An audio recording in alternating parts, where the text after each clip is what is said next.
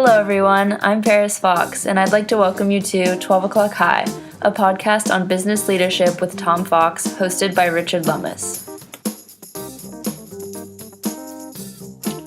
Hello, and welcome to another episode of 12 O'Clock High, a podcast about leadership. It's Richard Lummis, and I'm here with Tom Fox for another discussion on how to improve our leadership skills by learning from others, drawing lessons from many sources, including history, fiction, film, and business writing. Welcome back, Tom. Thank you, Richard.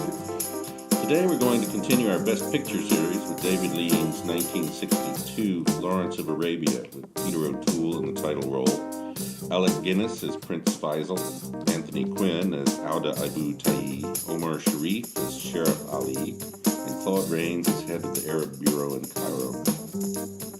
This is the middle picture of Lean's incredible three-picture run of Bridge on the River Kwai in 1957, Lawrence, and then Dr. Zhivago in 1965. If you haven't seen Lawrence of Arabia in a while, or if you've never seen it, you really should. The sets and cinematography are fantastic, as is the acting. The history is, as near as one can tell when dealing with Lawrence, pretty accurate. One warning, it's not for modern attention spans. It clocks in at 228 minutes in the director's cut, although there is an intermission. Tom, this movie showcases a number of different leadership styles, but also brings up a lot of broader questions involving leadership, including long-range versus short-range thinking, virtues or drawbacks of honesty, publicity, communicating across cultural differences, etc. What direction do you want to start in today? So, Richard, first of all, I've really been looking forward to this podcast because I really enjoyed the movie. And I thought maybe we could break it down into one, I really want to talk about how great the movie is, but I thought we could do that in the context of leadership skills we saw in the movie, as opposed to some of the other leadership skills that we've been able to unearth and research, and from our various own readings of Lawrence over the years, including, I think we both read The Seven Pillars of Wisdom. Mm-hmm. But the movie, I just cannot say enough about this movie. And I realized when I was watching it again, it is my favorite movie, so that has something to do with it. But I was really able, since I know the movie so well, I was able to focus on the sets, the scenery, the animals, camels, horses, donkeys, the trains, really a lot of the things that made it just so incredibly detail-oriented. Certainly could not be made today, or would not be made today in anything close to that approximation. A cast of literally thousands. Sets were just phenomenal. I'm not quite sure where it was all filmed, but the desert was just glorious. It has, in my mind, the greatest movie cut ever of Lawrence putting out a match with his fingertips, cut to a desert sunrise, and that was just spectacular. The color of the sand, the waves in the sand, how he rolled down sand dunes occasionally. You're absolutely right. The acting was just first rate, and but it gave you a great historical sense of not only what the Arabs were up against, but what Lawrence was up against, and what he had to do to overcome many different obstacles, both foreign and domestic, in his case, to achieve what he achieved. And although I thought the movie really, obviously for dramatic reasons, had to downplay or had to emphasize why there was a failure to create a unified Arab nation near the end of the movie, it did speak to the multi-states that were set up largely along tribal lines. So I thought maybe we could talk about some of the leadership lessons chronologically we saw. We were introduced to Lawrence early in the movie. When he was stationed in Cairo, he was a bit offbeat, off-putting to his other fellow officers, very well educated, very well read, what used to be called a bastard. I don't know if you can still say that, and have it intend to mean that his father did not marry his mother. And though his father was an earl or a lord, because he was born out of wedlock, he did not inherit his father's properties.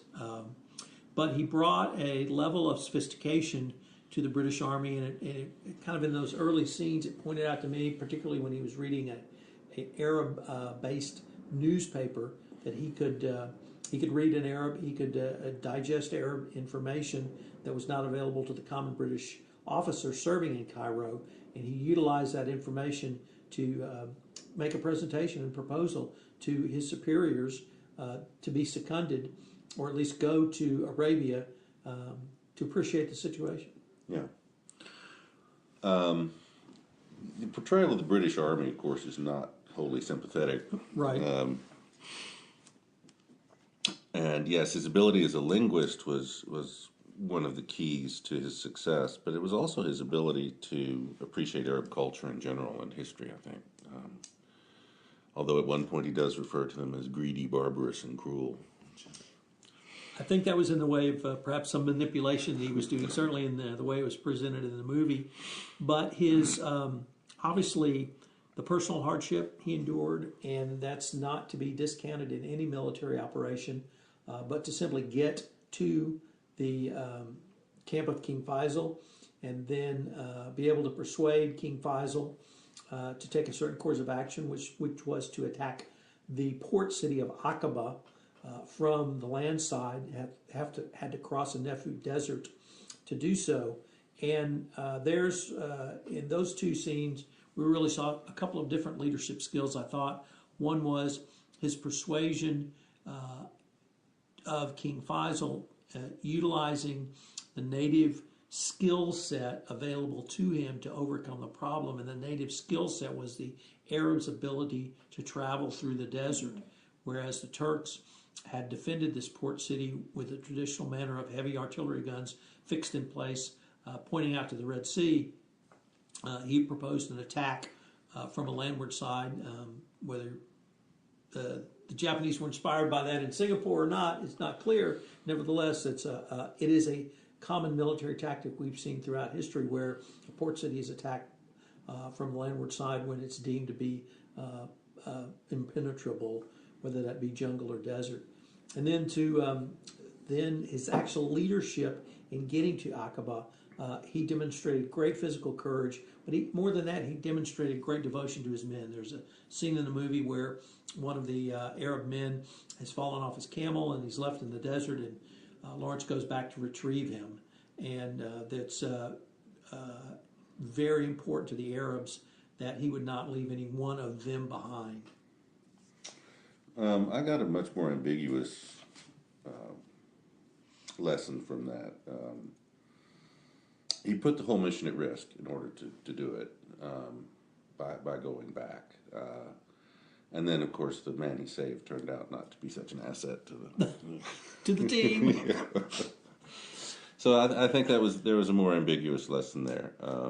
And the Arabs in general, I don't think understood why he would have done that. You're absolutely right. They did not, and they told him not to go. Yeah. But they appreciated what he did after he had done it. Yeah.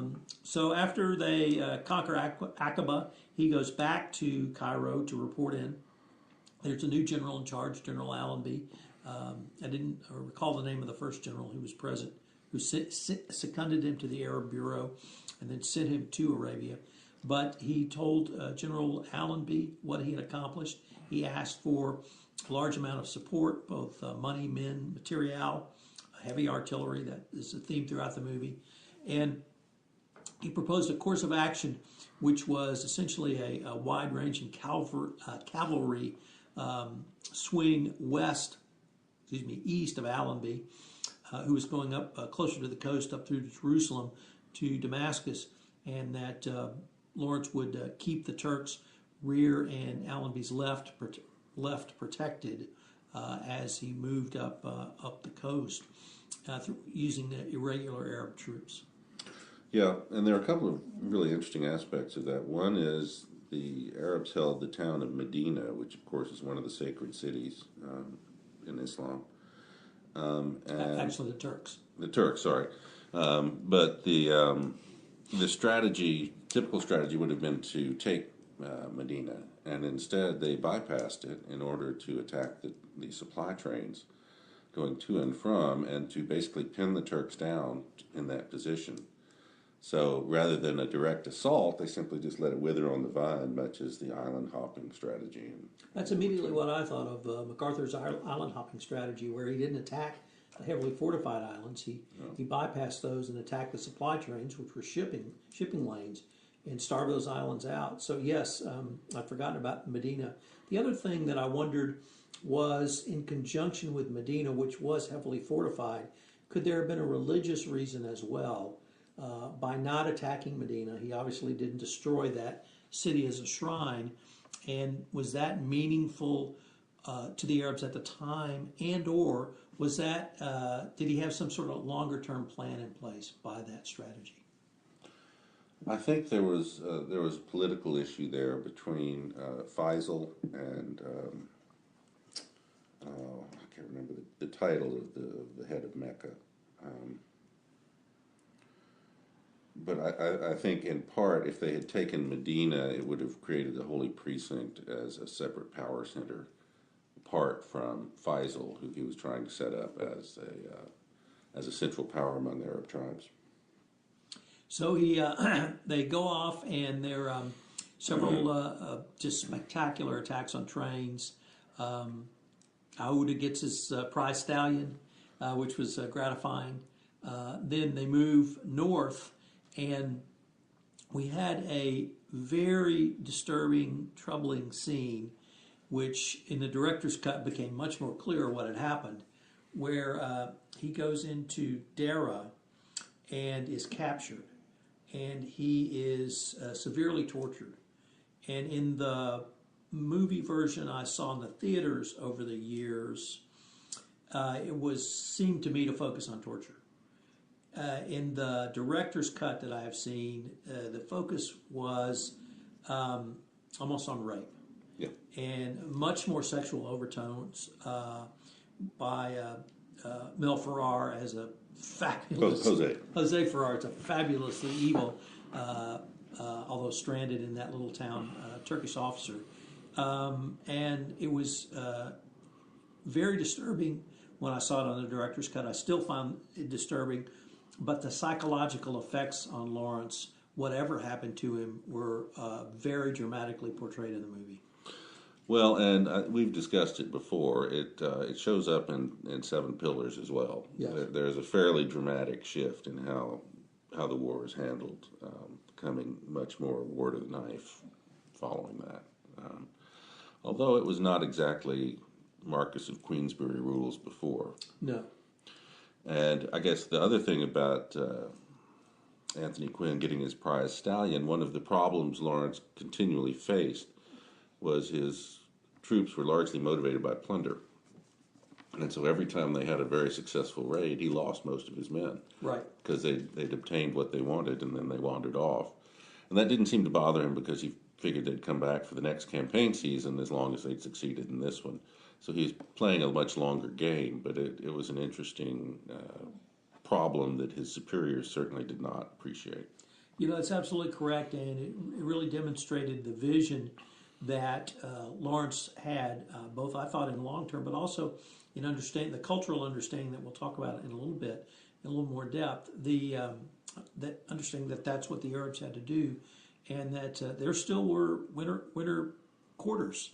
People went into winter quarters, and they made that clear. And if you've ever read the Civil War, you certainly understand the U.S. Civil War. You certainly understand that. But here in the 1914 to 1918, this is I guess 1916, they went into quarters during the winter and didn't campaign in the winter. In I guess you would have called it the Levant back then. Yeah, although I guess it was a shift in the mode of warfare. Certainly in the Western Front, they fought year-round. Yes. At least after the 1914 Christmas truce, which only lasted a day. So after he is captured and tortured in Dera, he goes back to Cairo, and he gets some additional... He tries to not resign his commission, but ask Allenby to be transferred out. And Allenby, in just, I thought, a brilliantly underplayed role, talks him out of it by appealing to his vanity that Lawrence would lead the Arab armies to Damascus. But he never said that. That was what I thought was so brilliant about it. he would just lead up to it, and Peter O'Toole as Lawrence would immediately jump on it after he persuaded him. So he persuades Lawrence to go back, and the Claude Rains is Dryden, the head of the Arab Bureau, with Allenby, and Dryden questions Allenby's whether he's given Lawrence too much rope to get to Damascus, and Allenby clearly has his own plan in mind. So just a wonderfully underplayed scene there where he persuades Lawrence to go back. Lawrence does go back, and then we saw the massacre. It was a brutal massacre of Turkish troops. There were many reasons for doing it. Certainly in battle. Nevertheless, it was the first time we'd seen that in the movie, and it clearly portrayed Lawrence, whether it was shell shock, whether it was combat fatigue, whether it was something else. He clearly was moving towards being off his rocker a little bit, but he still led, and even in the massacre, he was in the throes of it, leading. Yeah, and they really didn't touch on that. The Arabs were completely unready to take any prisoners at all. They didn't have any facilities for them. The Turks were not terribly generous when they won battles either. So, but I thought the character of Allenby as portrayed in this movie, the first time I saw it, I thought, what a jerk. But the more you see it, the more you realize he is playing a very subtle, long game and is absolutely cold-blooded. He's completely willing to use Lawrence, burn him up, and then turn around and betray the Arabs. Yes, brilliant, absolutely brilliant. So the next phase is they make it into Damascus, and the Arab army gets into Damascus before the British army. The Arab army has control of many of the physical facilities of the town, the waterworks, the telephone, the electrical plant, the hospitals, and Allenby makes the decision that he will quarter all British soldiers and all British technical experts, recognizing that the Arabs are not capable of running a modern day, although that was in 1917, city, or at least banking on that, and that King Faisal's or Lawrence's proclamation of an Arab nation waiting for King Faisal to arrive some 2 days hence, the revolt will collapse, or the national symbol will collapse in that time, and that's indeed what does happen in the movie. Yeah. Well, and I think in reality, the movie initially starts out portraying the tribal conflicts fairly accurately, and then sort of soft pedals it that Lawrence has unified them all, right? Which was at best a very temporary and tenuous alliance, I guess. The final. I did not remember the following scene, having previously seen it before. So it was obviously a part of the director's cut, but when they go to the hospital, where the Arab army had been in charge, and it was just horrific conditions. And the British, finally the British Medical Corps shows up and begins to start trying to remedy the situation. But I do remember the final scene. And the final scene is Lawrence being driven in a convertible Rolls Royce down the desert highway, the highway marked off on stones on either side, and the look on his face as he leaves Arabia. I think he left Arabia forever. I don't recall him going back. I do know he was at the Paris Peace Conference, as was King Faisal. And Ho Chi Minh. And Ho Chi Minh, well said, well put. And they were not able to secure what they wanted for the Arabs because of the Sykes-Picot Treaty that had been signed. But I found that final scene actually quite emotional.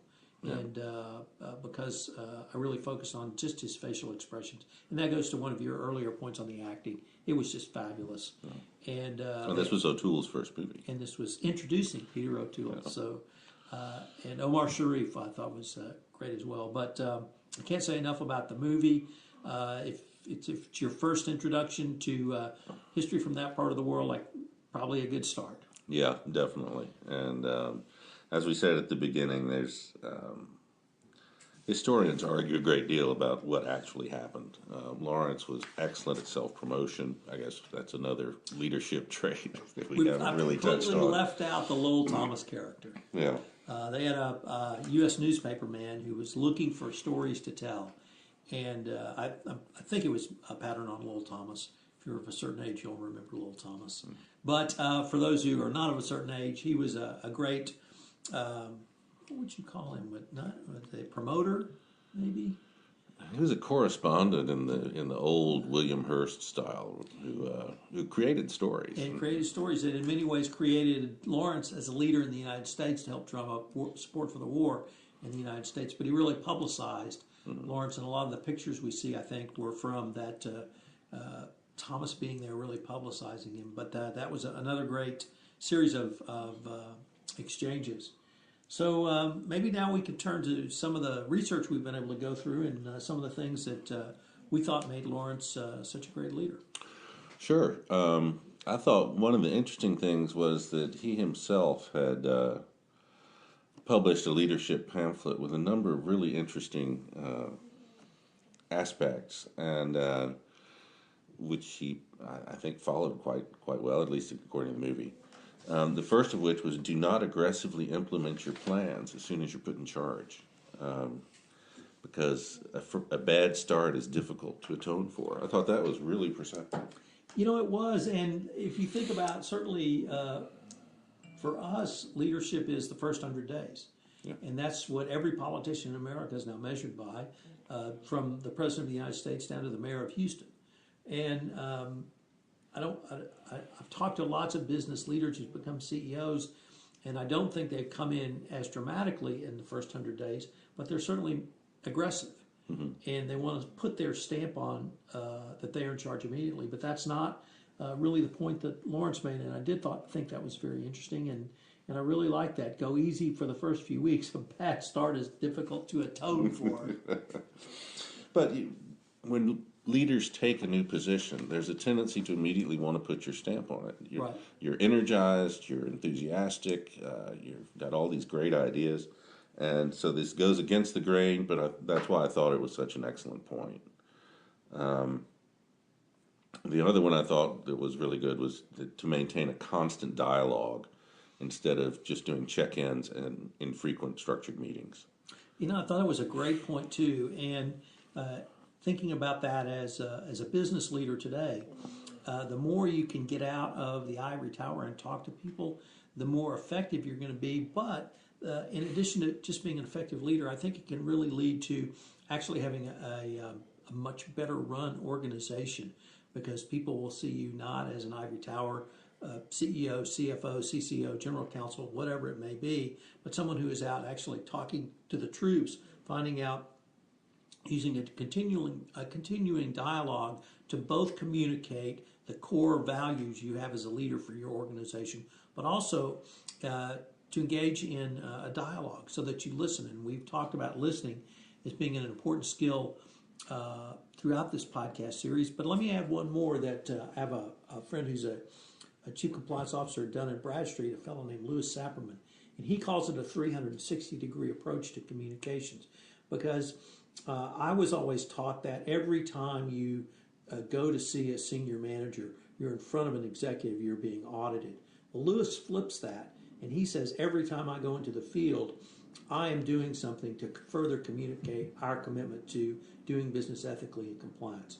Whether it's refusing to take an upgrade over an employee, or the example he uses is he was offered a 10-to-1 black market exchange inside of a 7-Eleven in Argentina, and he said, no, I'll take the standard exchange rate, and he did that in front of some other employees and didn't think twice about it, and 6 months later, one of them told him in another country that was one of the most powerful things he'd ever seen.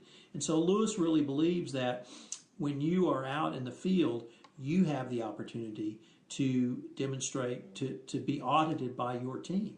Even if you're not being audited, you can model that behavior. So I think getting out and having that dialogue, having the relationship with team members is something that is important going forward. On the other hand,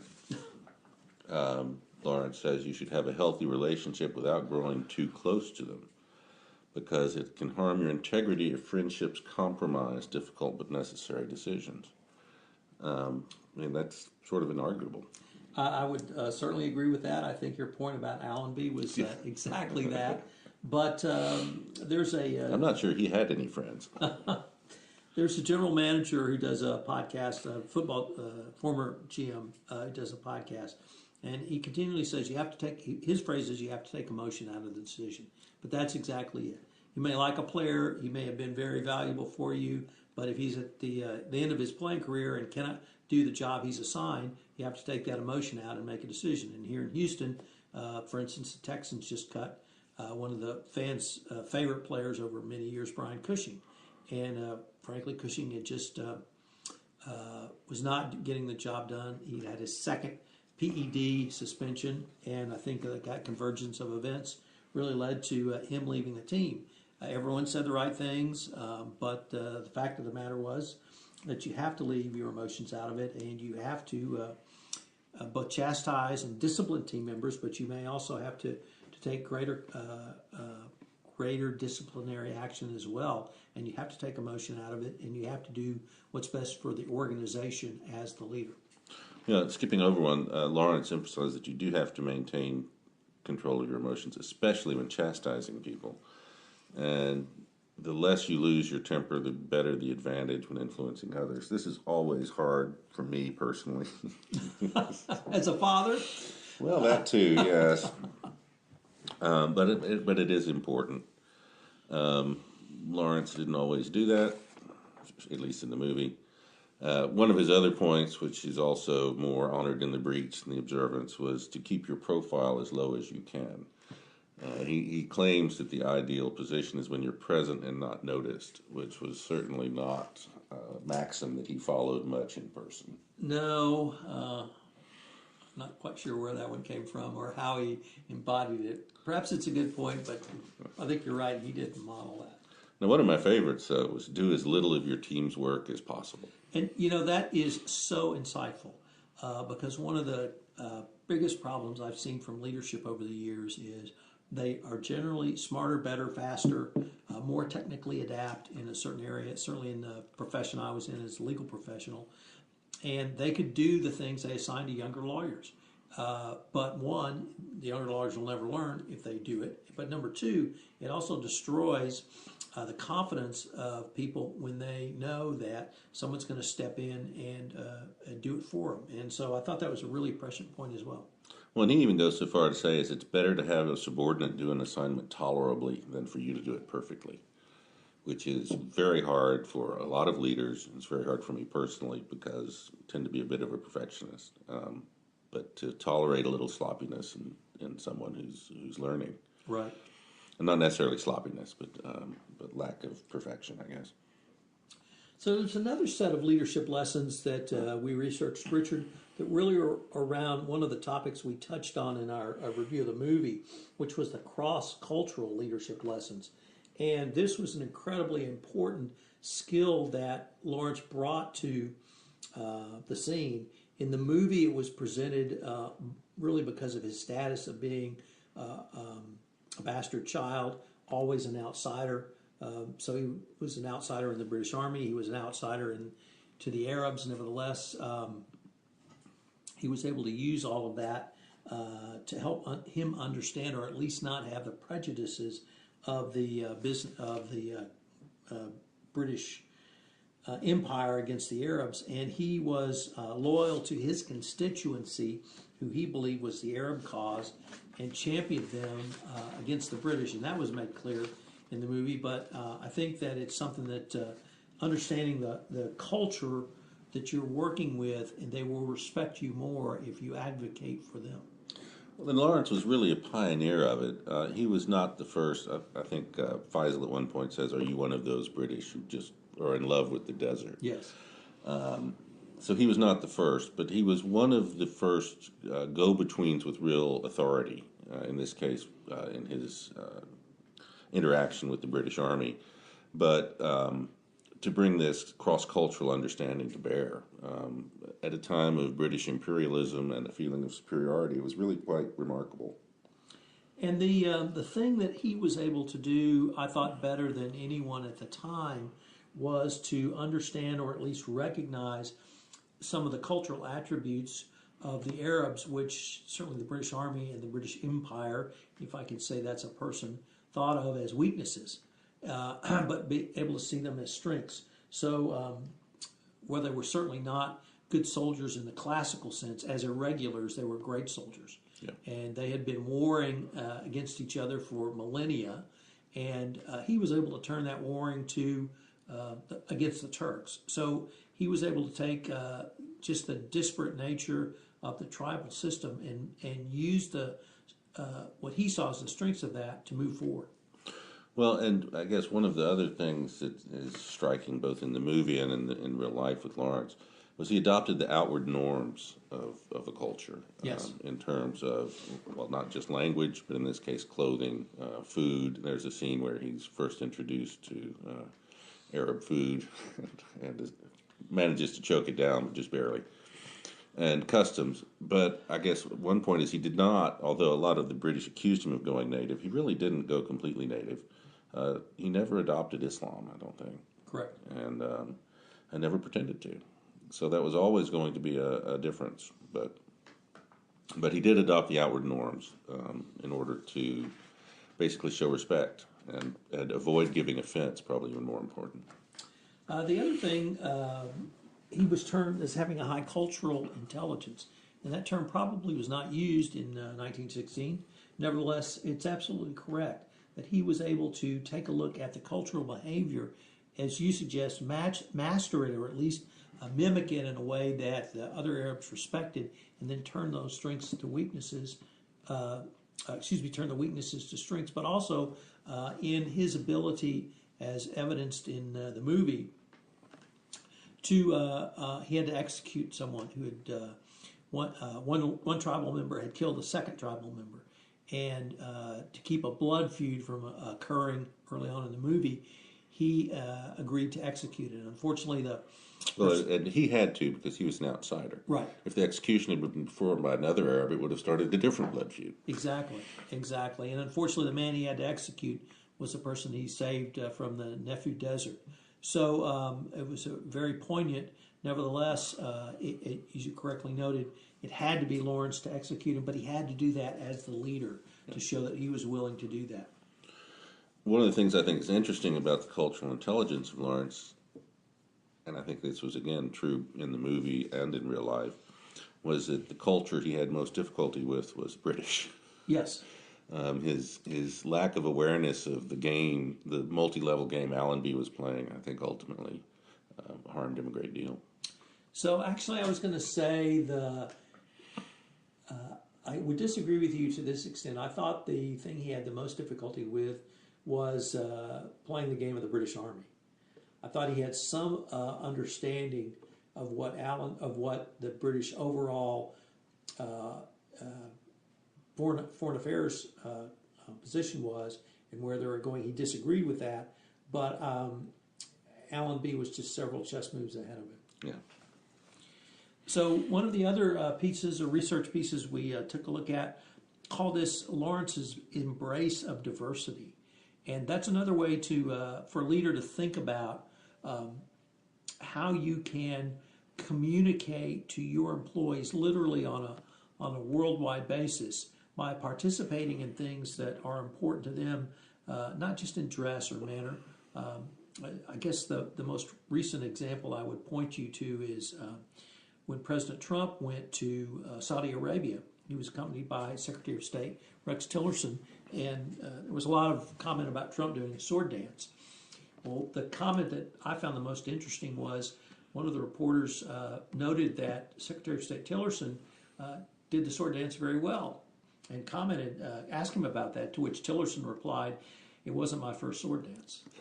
So even as president of Exxon, he was engaging in diversity, embracing the diversity of the Saudi royal family, and embracing the cultural values, at least as embodied in the sword dance, to try to lead to a business transaction. So I think those kinds of things can make a big difference as a business leader. Yeah, I think that's true. Yeah. And let's see, I guess I think that pretty much sums it up. Well, I guess maybe what were your views, or did you have any in terms of? It did seem Lawrence had a vision, and his vision was a greater Arab nation run by Arabs. It was not clear to me whether that was a single Arab nation all the way from Yemen to Damascus, although perhaps that was implied by the movie. I never really thought, at least what I've read, that the tribes, they would be able to overcome kind of the major tribes to create a unified Arab nation. But he had something in mind larger or different than what existed, but it was different than the British vision. Yeah, I think his vision was excessively idealistic about what the Arabs were capable of in terms of unification. And I think it was always ambiguous how large that nation could become. At some point, you run into Iraq, and the mix of Kurds and Shiites and Sunni Arabs was and remains quite volatile. And I'm not sure that he ever really had a plan to overcome that. I'm not sure there is one today. I think that's a very well taken point. I would just say that I would maybe end with what you started with, which is if you haven't seen this movie, watch it. If you haven't seen it for a while, go rewatch it. It's just a fabulous movie on many different levels, and I really enjoyed my re-exploration of it. I did as well, and I reaffirm my recommendation as well. So for now, this is 12 O'Clock High, and until next time. This is Paris Fox again. We hope you enjoyed this episode of 12 O'Clock High, a podcast on business leadership with Tom Fox. If you enjoyed the show, please go to iTunes and rate the podcast. Thank you for listening.